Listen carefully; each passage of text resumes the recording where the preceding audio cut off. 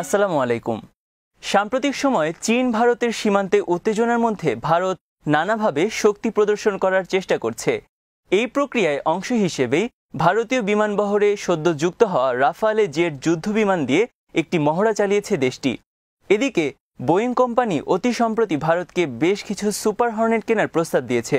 Super হর্নেটগুলো খুব অল্প জায়গাতেই উড্ডয়ন করতে পারে। বিডি ভিউজ ইনফোটেইনমেন্টে স্বাগত জানাচ্ছি আমি তাসনিম হোসাইন। আজ আমরা ভারতের বিমান বাহিনীর সাম্প্রতিক তৎপরতার কিছু তথ্য জানাবো।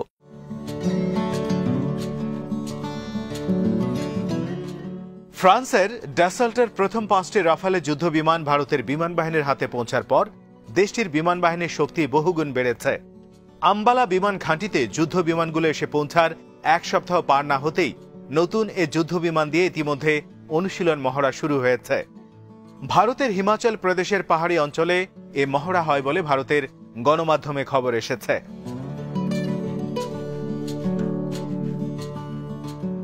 এ প্রশিক্ষণ ও অনুশীলন তাড়াহুড়ো করে শুরু করার উদ্দেশ্য হচ্ছে আম্বালা বিমান ঘাঁটিতে কর্মরত গোল্ডেন অ্যারো স্কোয়াড্রনকে নতুন এ বিমান ব্যবহারের জন্য প্রস্তুত করে তোলা। গোল্ডেন অ্যারো স্কোয়াড্রনের কাছে আগে থেকেই আকাশ থেকে আকাশে এবং আকাশ থেকে ভূমিতে মিসাইল নিক্ষেপ করার মতো যথেষ্ট সামরিক প্রস্তুতি রয়েছে। এরপর তাদেরকে এই বিমান দিয়েও প্রস্তুত করা হচ্ছে, যাতে চীনের সাথে পরিস্থিতির অবনতি হলে স্কোয়াড্রনটি দ্রুততার সাথে প্রতিক্রিয়া দেখাতে পারে। শুধু লাদাখ অঞ্চল দিয়ে ভারতের সাথে চীনের 1597 কিলোমিটার লম্বা এলএসি বা লাইন অব অ্যাকচুয়াল কন্ট্রোল রয়েছে। চীনের সাথে যুদ্ধের সম্ভাবনা এখানেই বেশি।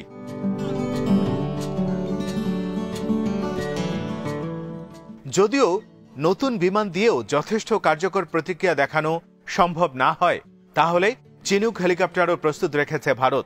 প্রয়োজন হলে কারাকোরাম পাসে ভারতীয় সেনাবাহিনীর সর্বশেষ আউটপোস্ট দৌলত বেগ ওল্ডিতে থাকা চিনুক হেলিকপ্টারগুলো 16,000 ফুট উপর দিয়ে উড়ে এসে বিমান বাহিনীর আক্রমণকে আরো জোরালো করতে পারবে।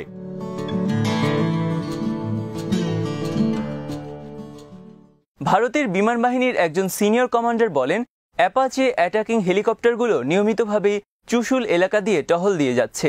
অন্যদিকে যুক্তরাষ্ট্রের নির্মিত চিনুক হেলিকপ্টারগুলো দিয়ে খুব ভালোভাবে রাতের বেলায় আক্রমণগুলো পরিচালনা করা সম্ভব হচ্ছে। পাশাপাশি এই এলাকায় অনেকগুলো T-90 ট্যাঙ্ক এবং আর্টিলারি গার্ডও মোতায়েন করা হয়েছে।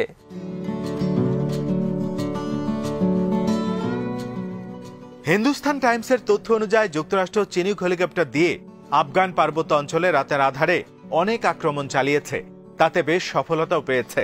এই হেলিকপ্টারের আরেকটি বিশেষত্ব হলো এর সামনে ও পেছনে দুটি পৃথক ভারী ক্যালিবারের মেশিন গানও ব্যবহার করা যায়। ভারতীয় সরকারি কর্মকর্তারা বলছেন, তারা তাদের সেরা জেট বিমানগুলোকে এলএসি অঞ্চল থেকে দূরে কোথাও পার্ক করে রাখবেন।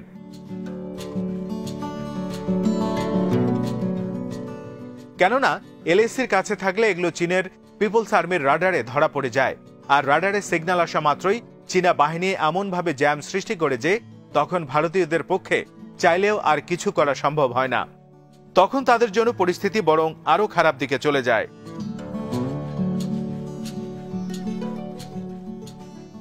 সামরিক বিমান পরিবহন বিশেষজ্ঞরা বলছেন, রাফালে যুদ্ধবিমান দিয়ে লাদাখ অঞ্চলে যেমন প্রশিক্ষণ দেয়া যাবে, ঠিক তেমনি এই বিমানে আবার প্রোগ্রামেবল সিগন্যাল প্রসেসর বা পিএসপি সুবিধা রয়েছে, যা দিয়ে যুদ্ধের সময় ক্রমাগতভাবে সিগন্যাল ফ্রিকোয়েন্সিকে পাল্টানো যাবে। এতে শত্রুপক্ষকে বিভ্রান্ত করা সহজ হয়।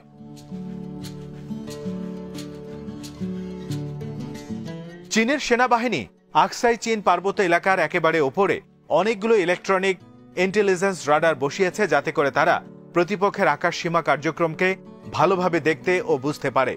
চীনারা তাদের রাডারগুলোকে খুবই উন্নত প্রযুক্তি দিয়ে নির্মাণ করেছে। এসব রাডার দিয়ে অন্য অনেক বিমানের গতিবিধি ধরা পড়লেও রাফালের ক্ষেত্রে হিসেবটা ভিন্ন, কারণ প্রশিক্ষণের সময় রাফালের যে বৈশিষ্ট্যগুলো থাকে যুদ্ধকালীন অবস্থায় তেমনটা থাকে না।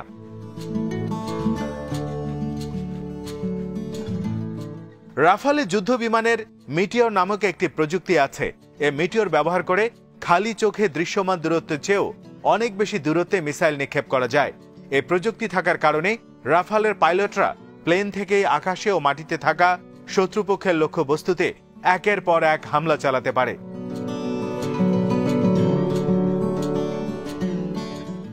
ডিফেন্স এভিয়েশন পোস্টের তথ্য অনুযায়ী মার্কিন বিমান নির্মাতা প্রতিষ্ঠান বোয়িং গত মার্চ মাসে CH-47F মডেলের চিনুক হেলিকপ্টার ভারতীয় বিমান বাহিনীর কাছে হস্তান্তর করেছে। এগুলো ভারতীয় বিমান বাহিনীর জন্য কতটা শক্তি বাড়াবে আসুন জেনে নেই।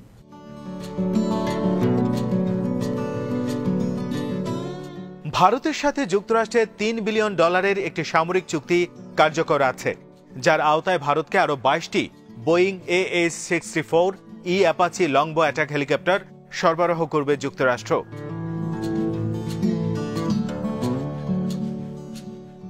জেন্সের একটি সূত্র মতে জানা যায়, ভারতের রাষ্ট্রীয় মালিকানাধীন হিন্দুস্তান অ্যারোনটিক্স লিমিটেড সম্প্রতি দুটি হালকা ধরনের কম্ব্যাট হেলিকপ্টারকে হিমাচল প্রদেশের লাদাখ সীমান্তের কাছে মোতায়েন করেছে।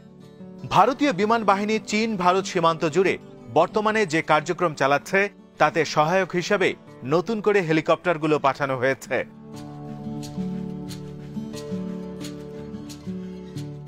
এই হেলিকপ্টারগুলোতে যৌথ ইঞ্জিনের রোটার ক্রাফট থাকে, যা দিয়ে অধিক উচ্চতার লক্ষ্য বস্তুতেও আক্রমণ চালানো যায়। প্রায় 5.5 টন ওজনের এই হেলিকপ্টারগুলোকে লাদাখের সীমান্ত অঞ্চলের উঁচু এলাকার প্রচণ্ড ঠান্ডা আবহাওয়ায় অভিযান চালাতে সক্ষম। এর ফলে ভারতীয় বিমান বাহিনী দ্রুত এগুলো ব্যবহার করতে পারবে।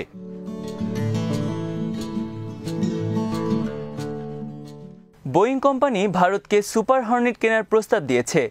সম্ভবত এই প্রস্তাব ভারতের পক্ষে অগ্রাহ্য করা কঠিন হবে।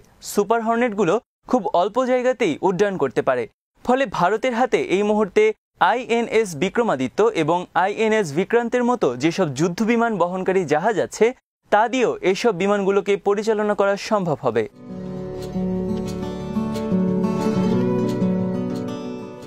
ভারত এই মুহূর্তে চীনের সাথে বড় আকারের একটি সামরিক উত্তেজনার ভেতর দিয়ে যাচ্ছে।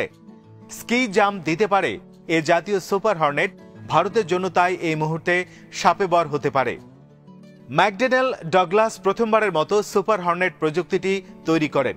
পরবর্তীতে অবশ্য তার কাছ থেকে এর স্বত্ব কিনে নেয় বোয়িং কোম্পানি। কোল্ড ওয়ারের শেষ দিকে এসে এই বিমান দিয়ে বেশ কয়েকবার স্কি জাম্পের পরীক্ষাও চালানো হয়। স্কি জাম্প হলো এমন একটি প্রক্রিয়া যা ক্যাটাপুল্টের অনুপস্থিতিতে যুদ্ধ বিমানগুলোকে সহজে উড্ডয়নে সহযোগিতা করতে পারে।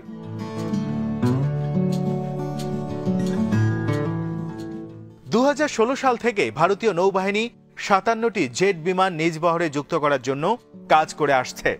এই বিমানগুলো যুক্ত হলে নৌবাহিনীর শক্তি অনেক বৃদ্ধি পাবে।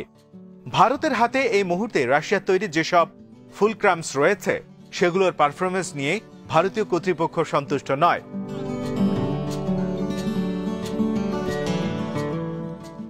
সুপার হর্নেটের প্রতিদ্বন্দ্বী হিসেবে ধরা হচ্ছে MiG-29, ফ্রান্সের তৈরি রাফালে, সুইডিশ গ্রিপেনেরই ভিন্ন একটি সংস্করণ।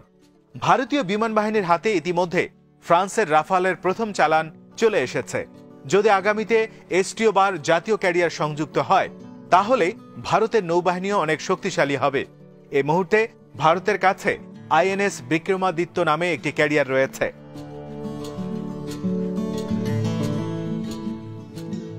এ বাস্তবতায় বোয়িং ভারতের নির্মাতা প্রতিষ্ঠান মাহেন্দ্রা এবং হিন্দুস্তান অ্যারোনটিক্স লিমিটেডের সাথে মিলে একটি যৌথ প্রকল্প শুরু করতে চাইছে। হিন্দুস্তান অ্যারোনটিক্স লিমিটেড অনেক বছর ধরেই বিমান তৈরি করছে।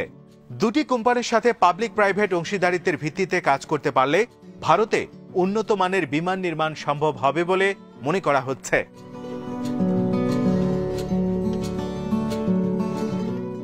আজ এখানেই শেষ করছি। সমরাস্ত্র, প্রতিরক্ষা ও কূটনীতির নানা তথ্য জানতে চোখ রাখুন BDViews ইনফোটেইনমেন্টে। চ্যানেলটি ভালো লাগলে সাবস্ক্রাইব করুন। সংযুক্ত থাকুন আমাদের ফেসবুক পেজে। আমাদের ওয়েবসাইট bdviews.net ভিজিট করুন। আল্লাহ হাফেজ।